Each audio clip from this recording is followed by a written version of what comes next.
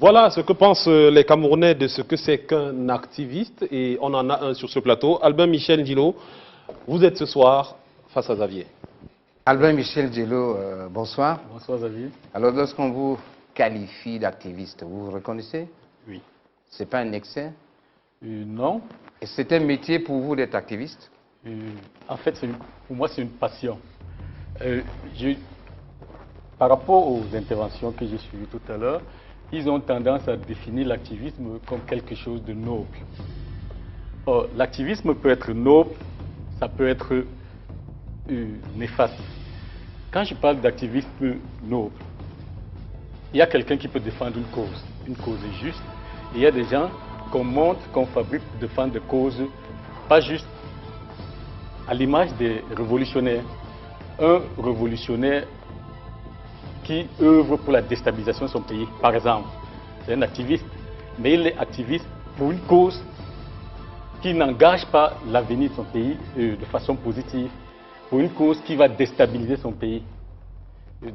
En fait, c'est cette différence-là que je voulais faire par rapport à... Alors, vous vous qualifiez comme journaliste militant, vous faites du militantisme dans l'activisme.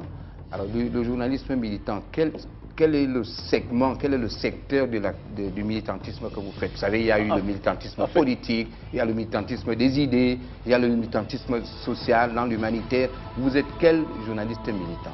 En fait, je préfère pas que vous dites journaliste militant, je préfère que vous dites... Je lis ça dans votre biographie. Non, je suis journaliste activiste. Et le militant qu'il a, c'est des journalistes qui ont rajouté ça dans votre CV, journaliste militant. Militantisme, ça fait partie. Donc vous n'êtes pas un journaliste militant? Je suis un journaliste activiste. Le militantisme, c'est un activiste peut être militant d'une cause. Or, je suis dans l'activisme, ça veut dire que je défends quelque chose de bien précis. Alors, mettons un contenu dans votre activisme. Vous faites quoi? Je défends l'intérêt national, l'intérêt du Cameroun sur les réseaux sociaux, à travers un concept que j'ai créé en 2011, qui est Cameroun Liberty. Et Cameroun Liberty, c'est un mouvement qui regroupe quelques jeunes qui sont, je dirais, avertis sur les questions de géostratégie et de géopolitique africaine. C'est-à-dire que c'est des jeunes qui sont repartis partout en Europe, en Afrique et en Asie. Alors, Mouvement Cameroun Liberty, oui. C'est un concept qu'on ne perçoit pas beaucoup parce que vous vous répandez uniquement dans les réseaux sociaux. Effectivement. Vous essayez d'expliquer ce mouvement, Mouvement Cameroun Liberty, mais ça ne passe pas. Effectivement, parce que depuis l'origine, non, c'est vous qui pensez que ça ne passe pas. Dès sa création, on a ciblé un secteur, les réseaux sociaux. On a ciblé les réseaux sociaux, pourquoi? Parce que on s'est dit, à regarder ce qui s'est passé ailleurs, sur tout le continent, au Maghreb, ce qui se passe en Syrie, ce qui se passe actuellement au Burundi, ce qui se passe au Burkina Faso. On a compris, en fait, l'outil principal dont se sert l'Occident. En fait, quand je dis l'Occident, le système de prédation contre l'Afrique, cet outil est le canal le plus sûr pour eux maintenant, c'est les réseaux sociaux. Pourquoi? Parce que les réseaux sociaux, c'est un peu comme un pont entre les Africains du continent et la diaspora. Ça veut dire que c'est un lien qui permet aux deux entités de communiquer. Et il est très facile de manipuler les populations de l'intérieur à partir de l'extérieur via ces réseaux sociaux. C'est donc pour ça qu'on a choisi ce canal. Oui, alors, dans les réseaux sociaux, vous répondez un principe. Vous dites contre la propagande déstabilisatrice du Cameroun et de l'Afrique par les impérialistes. Qu'est-ce que ça veut dire? Effectivement. En fait, si je veux parler... Vous condamnez qui? Qui vous appelez impérialiste? Je condamne un système. Oui. Ce système, c'est lequel ça me permet de parler de moi. Je suis un Camerounais, un Africain, qui subit la condescendance de l'Occident. Je suis un Africain qui vit dans la misère. Une misère causée par l'Occident, qui a bâti sa fortune sur notre souffrance, sur notre pauvreté. Une misère causée par l'Occident qui a battu son orgueil sur notre humiliation. Du coup, je me positionne comme quelqu'un qui doit faire ce qu'il a à faire pour que les choses changent. Et faire ce que j'ai à faire pour que les choses changent, c'est dénoncer ce système. Je dois dénoncer ce système, pourquoi? Parce que si je prends quelques chiffres pour que vous compreniez, on a toujours eu l'occasion de dire, et écouter les gens dire, l'Afrique est pauvre parce que nos dirigeants travaillent mal. Parce qu'il n'y a pas de démocratie, parce qu'il n'y a pas de bonne gouvernance, parce qu'il n'y a pas d'alternance. Seulement, quand on rentre, quand je parle, moi je me projette dans la jeunesse africaine, quand on rentre il y a 30 ans en arrière, ça c'est un rapport de la Banque africaine de développement et d'une ONG américaine qui disait, en 30 ans, c'est-à-dire de 80 à 2013, l'Afrique a perdu 1400 milliards de dollars au profit des multinationales. À côté de cela, on est dans un pays où on utilise une monnaie qui ne nous appartient pas. Une monnaie qui permet à la France de prélever 50% de tous nos efforts. J'en viens. Oui. Si, je suis en train de vous parler du système. Vous savez, c'est un discours trop facile, Albin Michel Ndilo. C'est trop facile d'accuser les autres. Non, c'est pas facile. Pourquoi? Parce que nos pays ne donnent pas à la France... Ce n'est pas les impérialistes qui élisent les chefs d'État chez vous. Effectivement, ce n'est pas les impérialistes qui élisent les chefs d'État, mais ces impérialistes s'arrangent pour que ces chefs d'État soient à leur solde. Mais pourquoi, Albin Michel, pourquoi vous ne vous attaquez pas aux dirigeants de vos pays et vous en prendre plutôt à l'impérialisme? Bon, là, je vais vous répondre en... Vous n'avez pas le courage de le faire. Non, c'est pas ça. Si vous êtes croyant, si vous êtes chrétien, par exemple, je dirais, si on vous met, par rapport à la Bible, si on parle de la Bible, on vous dit, qui du serpent où Adam et Ève étaient le véritable ennemi de Dieu? Vous n'allez pas me dire que c'est Adam et Ève, c'est le serpent. Ça veut dire que si on évolue dans une société où l'Occident a pistonné ses pions pour nous gouverner, pour faire pour travailler à leur compte, si on doit faire changer les choses, si on doit faire bouger les lignes, c'est pas en chassant nos présidents. Parce qu'en chassant notre président, bon, en fait, il y a déjà un autre problème qui se pose, c'est que quand on dit même chasser le président, est-ce que nous avons la capacité à décider qui sera un prochain dirigeant chez nous? Albin Michel, vous savez, est-ce que vous ne prononcez pas un discours trop facile? Non. Trop facile parce que vous avez des ONG qui s'organisent pour dénoncer, n'est-ce pas, la corruption dans vos pays, n'est-ce pas, les pays africains. Vous avez des ONG qui luttent contre la corruption, mais vous ne vous en prenez pas. Mais pourquoi vous ne vous attaquez pas au système intérieur de vos propres pays? Nous ne pouvons pas nous attaquer au système. Pourquoi? Parce que les systèmes sont mis en place par l'Occident. Non, pas forcément. En changeant des dirigeants, on se retrouve dans le même piège. Parce que vous avez parlé tout à l'heure du Ghana. Le Ghana est à son, je crois, 13e président, 13e dirigeant après Kwame Nkrumah, si vous regardez la chronologie. Mais seulement, il y a 2 ans, toute l'Afrique et même l'Occident vantait au Ghana, vantait l'économie du Ghana. Or, ils vendent l'économie du Ghana en disant c'est le pays, oui, c'est l'un des pays qui a l'une des économies les plus prospères, c'est un pays dont la croissance est la plus rapide au monde. Mais seulement, ils oublient de dire, et ils disent, le Ghana est ce qu'il est grâce à la bonne gouvernance et la démocratie. Ce qui est faux. Puisque quand on parle d'alternance, l'alternance existe au Ghana depuis. Mais malgré cette alternance, est-ce que vous savez que jusqu'en 2003, le Ghana était PPTE? Bon, alors, Michel Albin Ndilo, soyons concrets. Oui.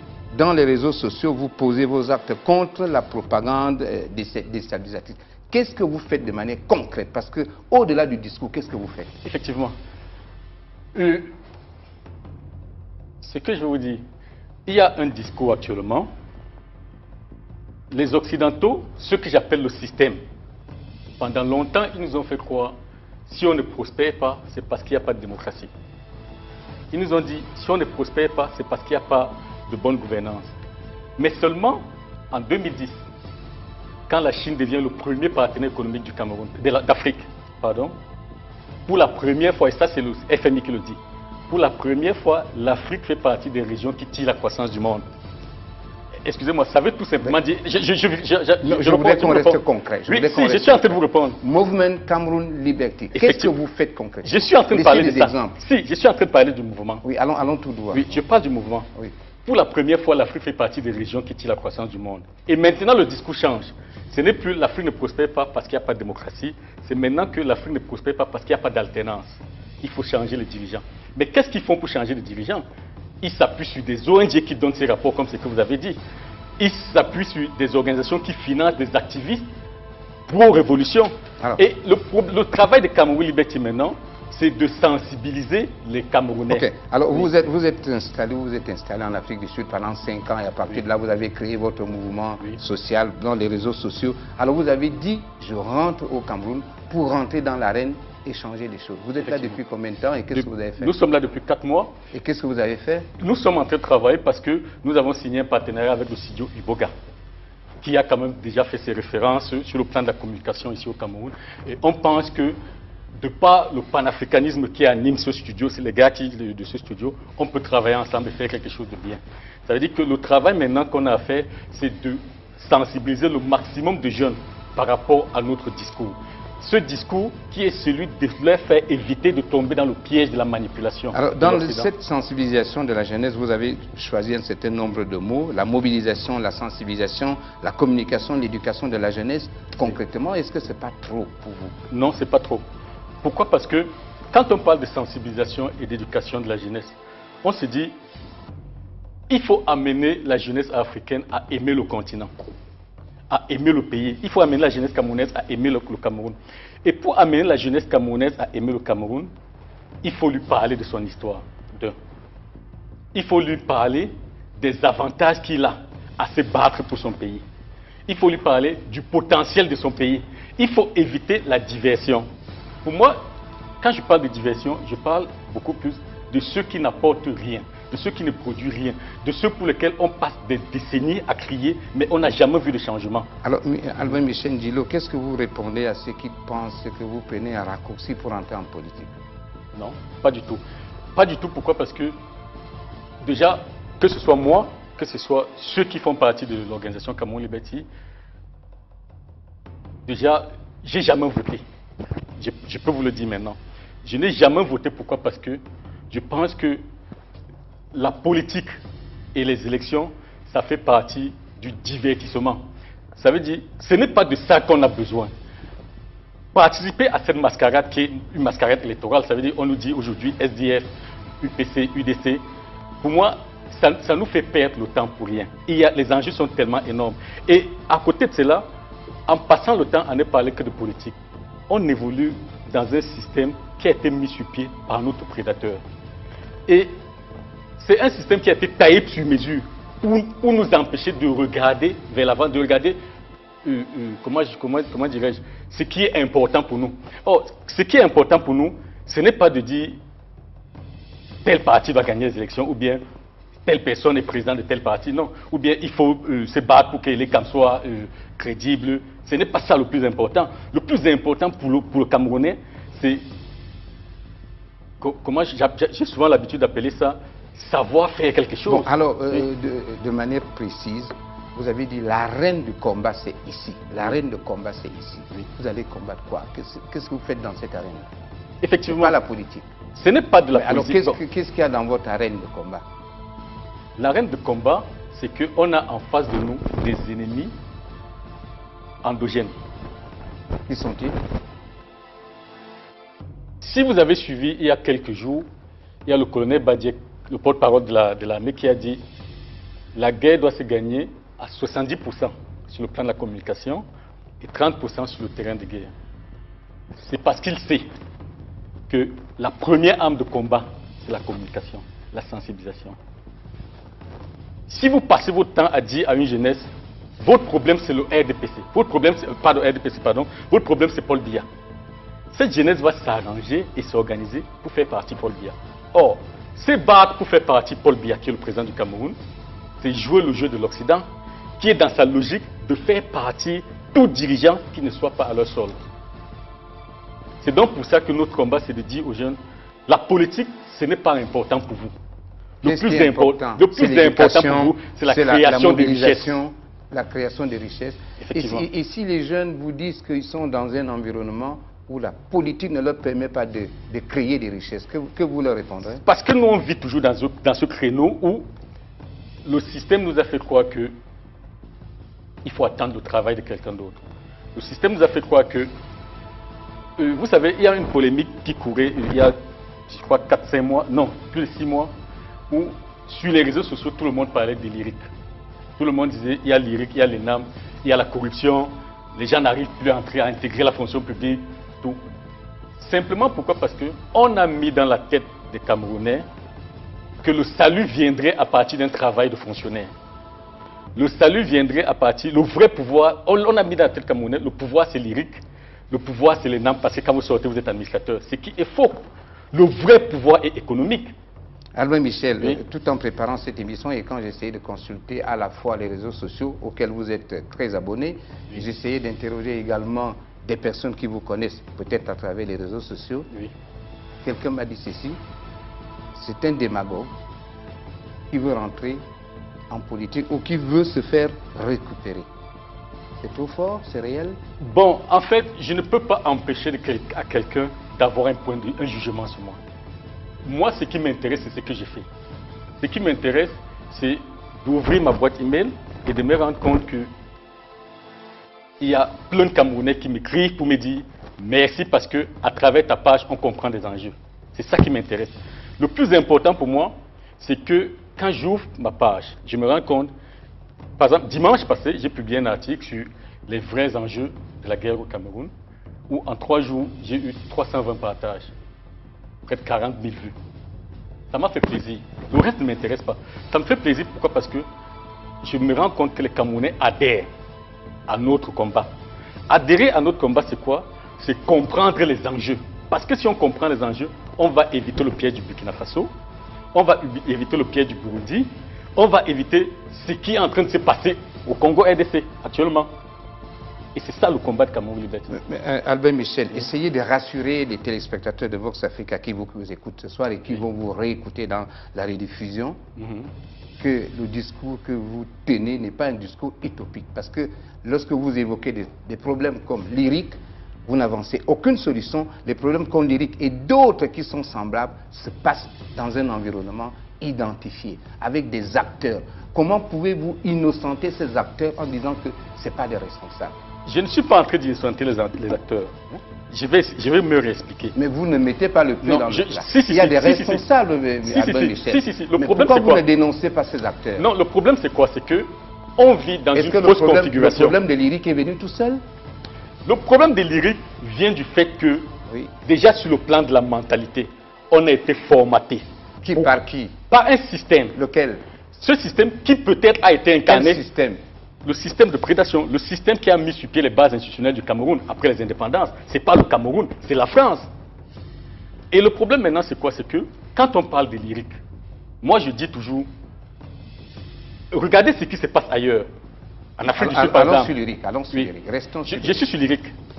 Vous allez vous rendre compte que les Camerounais ont intégré dans leur esprit, il faut entrer à lyrique ou à l'ENAM, sortir administrateur et se faire beaucoup d'argent, vite de l'argent. Ça c'est la corruption, ça c'est le système que vous dénoncez, c'est vrai. Seulement, ce qui ne savent pas, c'est que... Vous ne dénoncez pas dans ce système la mobilisation, la sensibilisation, l'éducation, vous ne dénoncez pas? Oui, dans l'éducation maintenant, ce n'est plus de dire aux Camerounais, préparez-vous au concours de lyrique. Non. La mobilisation, c'est de dire aux Camerounais, le vrai pouvoir, ce n'est pas dans l'administration.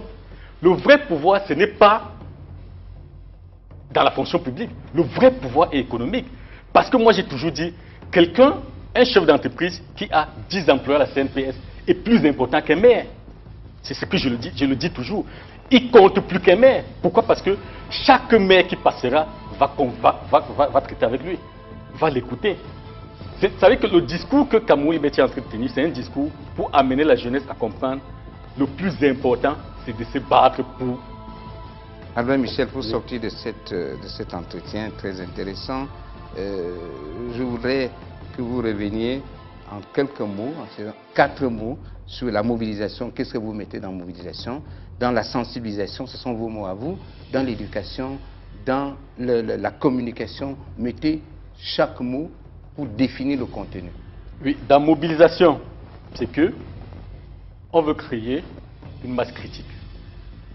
On veut créer une masse critique, pourquoi? Parce que si vous suivez l'actualité, l'activité des activistes pro-révolution au Cameroun, vous allez vous rendre compte que les ONG qui ont avoué avoir déstabilisé les pays sont déjà présents au Cameroun.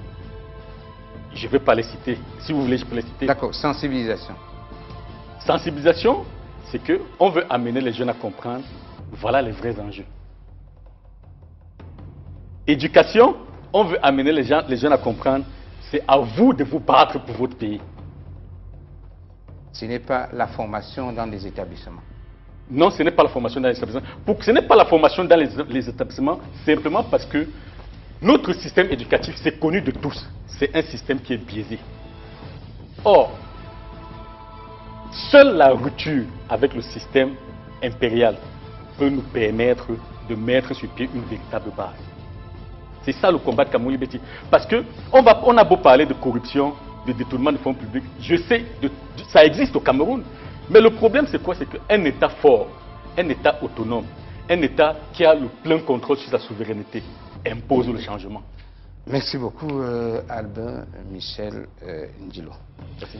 Merci, messieurs. Échange très intéressant, comme le disait Janvier. C'est juste que moi, j'ai une toute petite question. Dans tout cet échange, je n'ai pas compris concrètement comment se fait la rupture avec le système que vous combattez, ou alors que vous voulez combattre. Oui, c'est-à-dire que vous dites, OK, le système est là, il est biaisé, il a ses chefs d'État qui sont ses pions, laissons-les tranquilles et nous allons créer nos richesses. Ce n'est pas ce que j'ai dit. C'est ce que j'ai cru comprendre. Non, non, c'est pas ce que j'ai dit. Quand vous observez la mutation qui est en train d'être opérée au Cameroun, il est clair qu'il y a une rupture qui est en train de se faire. Je parlais tout à l'heure de 2010, de la Chine qui devient le premier partenaire économique du continent. Parce que, qu'on ne se trompe pas, la clé du développement, que ce soit technologique, que ce soit scientifique, que ce soit culturel, c'est l'argent. Tant que vous n'avez pas l'argent, vous ne pouvez rien faire de concret. Le problème de l'Afrique maintenant, c'est quoi? C'est que en 2010, la Chine devient le premier partenaire du continent. Ça veut tout simplement dire, depuis que la Chine arrive en Afrique, la prospérité est en train d'être visible. L'Afrique est en plein chantier. Or, si la Chine vient s'installer en Afrique, ça veut tout simplement dire que le modèle de coopération qu'elle va nous proposer va marquer la rupture avec le système. Donc, je reprends. Oui. Laissons l'Occident de côté et accoquinons-nous avec la Chine. Oui. C'est ça la rupture. Non, ce n'est pas ce que j'ai dit. La Chine nous apporte une chance de rompre avec ce système. Ah d'accord. C'est ce que j'ai dit. Ah d'accord. Mais ça me semble difficile de rompre avec ce système en gardant les éléments du système, puisque si vous dites que c'est des chefs... Excusez-moi, la rupture est progressive. La rupture ne peut pas se faire en un jour, ça ne peut pas se faire en 2 jours. Regardez le Nigeria. Le Nigeria est la première économique africaine sur la base des statistiques de 2010. Mais seulement, c'est en 2007 que Yar'Adua a mis sur pied des bases solides pour que le Nigeria devienne la première institution. Mais en même temps, il y a un agrégat important qu'on oublie dans la puissance économique du Nigeria, c'est que c'est l'agrégat démographique. Si vous avez 150 millions de personnes qui travaillent, ils vont forcément produire plus que 20 millions de personnes. Non, mais donc c'est un agrégat important qu'il ne faut pas négliger. Non, non, c'est faux. J'adhère pas que c'est faux. J'adhère pas. Pourquoi? Parce que le Nigeria voulait être perpétué. Hein. C'est l'Amérique qui a refusé. Mais le Nigeria, avec cette même population, voilà dans le piège des Africains, c'est qu'on nous laisse croire que on ne veut pas nous dire la vérité. Quand John Kerry dit, par exemple, en 2013, 7 des 9 pays à la croissance la plus rapide du monde sont en Afrique. Mais il ne vous dit pas pourquoi ces pays ont eu cette croissance-là. Ils ne vous diront jamais, le Ghana est devenu une économie prospère parce que la Chine a investi près de 15 milliards de dollars dans son économie. Ils ne vous diront pas que le Nigeria est la première économie d'Afrique parce que la Chine a signé des contrats de 23 milliards de dollars. Ils ne vous diront jamais ça. Ils ne vont jamais vous dire au Cameroun, la croissance est visible, les projets structurants sont en train d'avancer parce que nous sommes déjà à près de 6 milliards de dollars d'investissement. Ils ne diront jamais ça. Or, cet argent-là, ça vient d'où? Ça vient en grande partie de la Chine. Et l'obstacle, c'est la démocratie, à votre avis? Je ne dis pas, la démocratie, pour moi, ce n'est pas l'obstacle, c'est un piège. D'accord. Bien dit. Merci Albin Michel Ndilo d'être venu sur notre plateau. On avait, moi particulièrement, j'avais hâte de vous rencontrer. On a énormément échangé sur les réseaux sociaux. Je vois que vous restez fidèle à votre logique. Je rappelle, c'est maintenant que vous êtes basé, me semble-t-il, en Afrique du Sud. Oui, et là, vous êtes en train de revenir dans l'arène du combat qui est ici. Oui. Merci infiniment d'être venu sur ce plateau. Ça a été un plaisir de vous avoir. On espère que vous reviendrez d'ici la rentrée, nous dire comment ça se passe, hein, le déménagement de l'Afrique.